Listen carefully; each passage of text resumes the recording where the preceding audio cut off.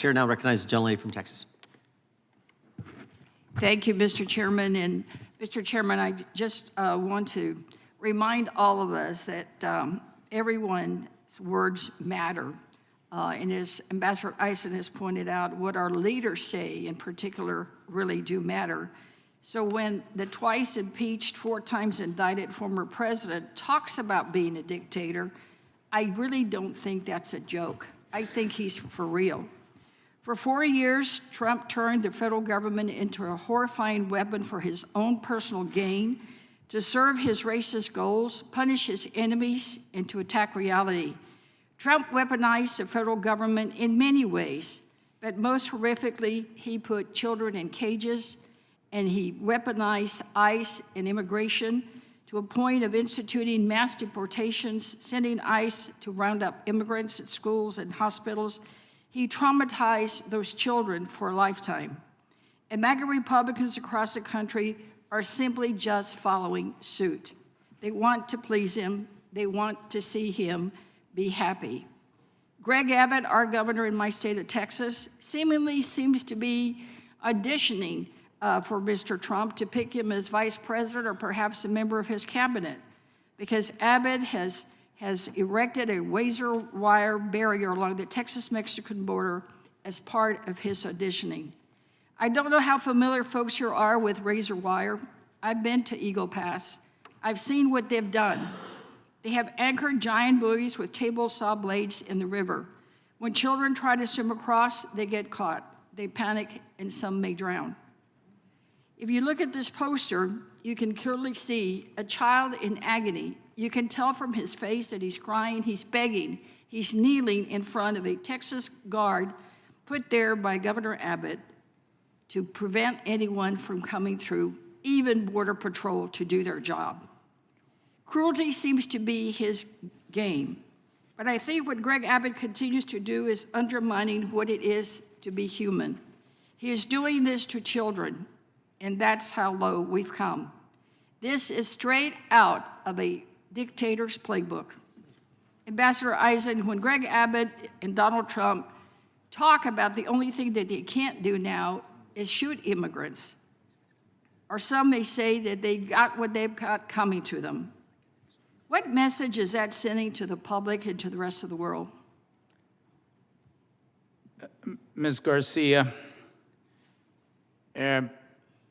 the committee, the chair, the ranking member have been very generous today in allowing me to offer my policy analysis together with my personal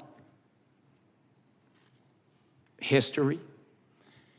My father, who I referred to earlier, came to this country as an undocumented migrant when he arrived in 1940 on that last ship, the last ship to leave Athens, the port of Athens, for the United States during World War II. He had a transit visa, and he stayed and joined the Army and earned his citizenship that way. So as the child of an undocumented migrant, your question hits me where I live. Of course, we have to have reasonable compromises on immigration. We can agree or disagree, and part of compromise is you never get what you want. That is, I was talking with Mr. Issa before about Chairman Hyde, who I got to know as a younger person. That's the great tradition of the House Judiciary Committee and of this chamber that we're in today. But when we attempt to do immigration policy, which involves some of the most vulnerable people on our continent, whenever we make policy involving those who are at risk, we should do it with compassion. We talked about the twin guide stars, my own, the Bible, the Torah, and the Constitution. They teach us that you shouldn't use the language that Greg Abbott uses.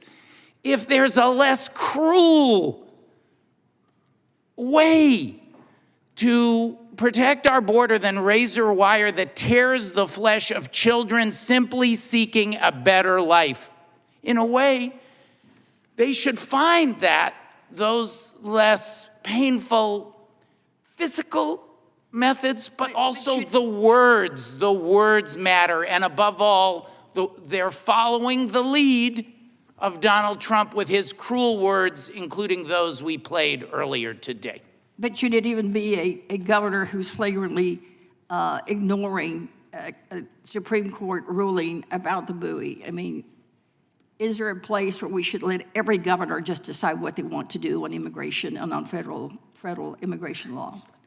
As reprehensible to ignore rulings of the United States Supreme Court for anyone. We are a nation of laws.